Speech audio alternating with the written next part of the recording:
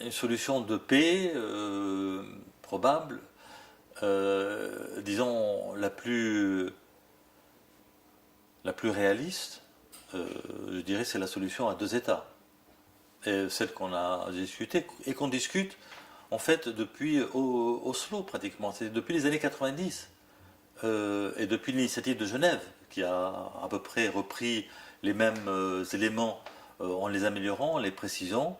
Voilà, c'est un partage de l'ensemble du territoire de la Palestine mandataire en deux États, un israélien et à côté de lui un État palestinien et un échange de territoires dans les mêmes proportions afin que certaines colonies puissent ne pas être démantelées et que l'autorité palestinienne obtienne en échange de territoire une partie du territoire ailleurs dans le Negev.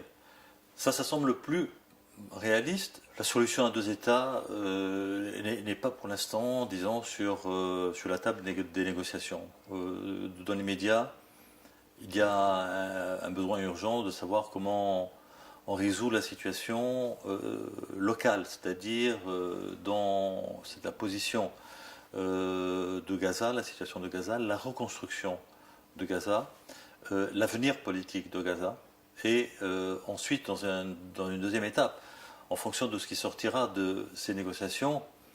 Alors là, la question est de savoir si les partis, c'est-à-dire que l'autorité palestinienne d'un côté et le gouvernement israélien de l'autre, accepteront de reprendre les négociations pour aboutir à une solution à deux États.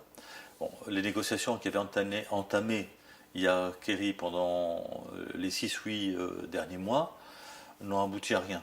Elles ont été bloquées en fait de part et d'autre. Il n'y a pas d'autre solution. Il n'y a pas d'autre proposition.